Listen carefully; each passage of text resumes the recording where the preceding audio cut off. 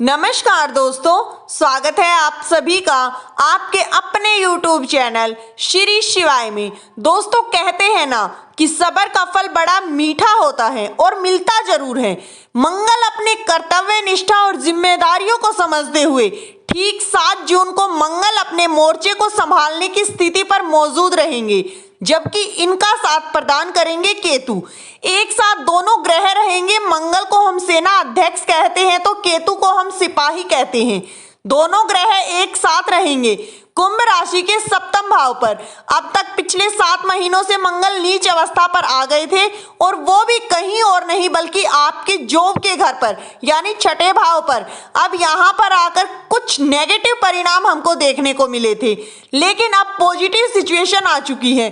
क्या आपको प्राप्त हुआ और क्या आपको प्राप्त होने जा रहा है और कहां पर आपको सावधानियां रखनी पड़ेंगी और कहां पर हमें उपाय करने की जरूरत होगी, आज हम इस विषय पर इस वीडियो में चर्चा करने वाले हैं। इसीलिए दोस्तों, वीडियो बहुत ही खास और महत्वपूर्ण है। वीडियो को पूरा जरूर देखें और वीडियो अच्छा लगे तो वीडियो को लाइक करें, अपने दोस्तों में शेयर करें ताकि ये महत्वपूर्ण जानकारी ज्यादा से ज्यादा लोगों तक पहुंच सके। कमेंट बॉक्स में हर हर महादेव या फिर जय शनिदेव जरूर लिखें। तो चलिए दोस्तों, जान लेते हैं सबसे पहले जहां पर अब ये अभी तक मौजूद थे उस स्थान पर, ठीक 6ठे घर पर जहां नंबर 4 की राशि लिखी हुई है।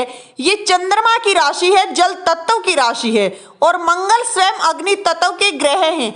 अर्थात एक पानी में जब आग का गोला डाल दिया जाए क्या निकलेगा? धुआं ही धुआं। शायद ऐसी ही कुछ स्थिति आपको अपने जीवन में भी देखने को मिली होगी।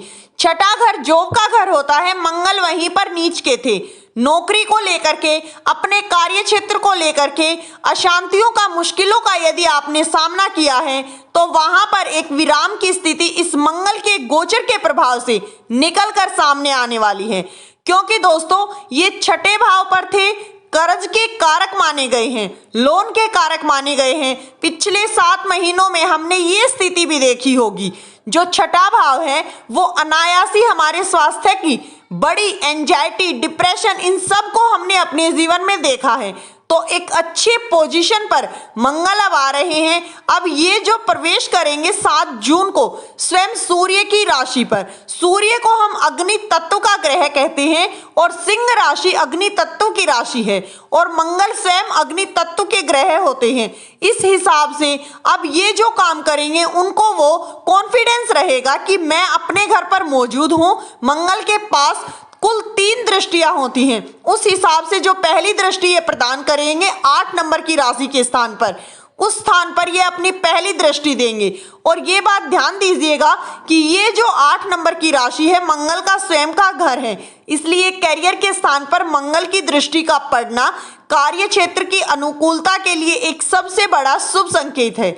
कोई काम रुक रहा था या फिर कोई नए काम की शुरुआत आप कर सकते हैं, या फिर कहीं से धन की प्राप्ति में रुकावटें आ रही थी, अर्थात काम की बढ़ोतरी होगी, धन आपको वहां से प्राप्त होने की संभावना मिल रही है।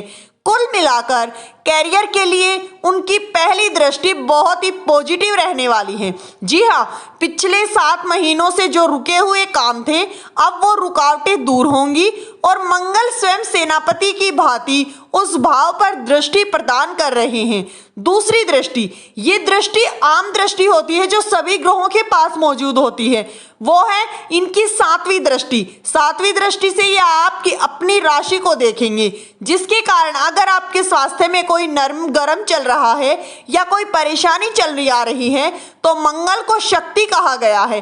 अर्थात हमारे अंदर एक कॉन्फिडेंस आएगा, वो शक्ति आएगी, वो मंगल की दृष्टि से ही आ रही है। मंगल की दृष्टि जिस भाव पर पड़ती है वहां पर सुरक्षा की भावना प्रबल हो जाती यानी बढ़ जाती है।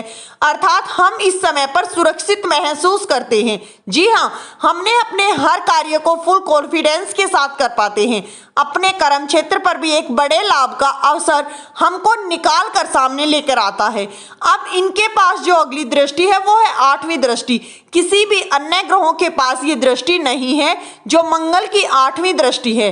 8वीं दृष्टि पड़ रही है कहीं और नहीं बल्कि आप ही के सीधे 12 नंबर की राशि पर, जहां लिखी हुई है उनकी दृष्टि वहां पड़ रही है और ये हमारे धन का स्थान होता है।